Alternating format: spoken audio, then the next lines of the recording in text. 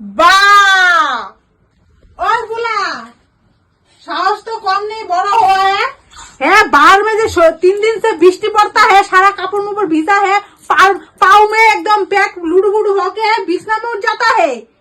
2-3 जगह घर है, रूम है, 2-3 बिछना है, एक तो बिछता है, यहाँ में हम वक्त बोता है, यहाँ में घुमाता है बंदूकों को लेकर उड़ा के एकदम बिछना में एकदम लेड़े उड़े खेलने लगा देता है, बाहर में खेलने से सकता है। आधा चले बहुत खाओ कम करते हैं। सोली जाता हूँ, सोली जाता हूँ और सोली जाओ। तुमको के घर में उड़ाएगा, तुमको के मम्मी उड़ाएगा बिस्तर में नहीं ना, तो हम कौन आदेश घर में सोल जाओ, तुम्हारा मम्मी को आएगा तो फूला का दूसरे सब फूला का दूसरे एकदम बिस्तर में लड़ा लड़ा कर देता है। बाहर खेलती हूँ जब अच्छा नहीं लगता, बाहर जब खेलते हैं पैर लूट भी, इसके लिए यहाँ पर पैर धो के यहाँ पर अच्छे से बैठ के खेल रहा हूँ।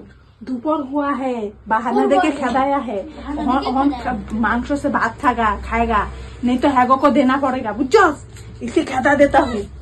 साला का मैं करता हूँ, तू बुझने का चेष्टा कर।